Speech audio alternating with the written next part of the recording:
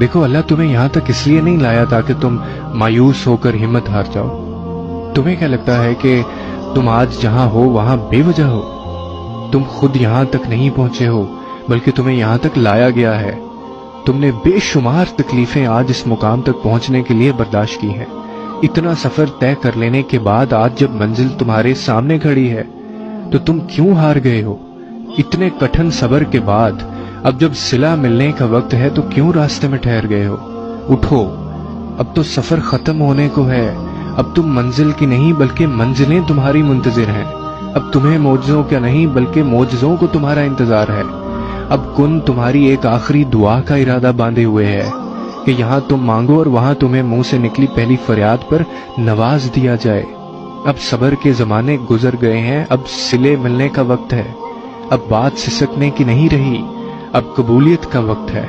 اب مسافتیں ختم ہونے کو ہیں، اب آنسوؤں کے مسکراہٹوں میں بدلنے کا وقت ہے۔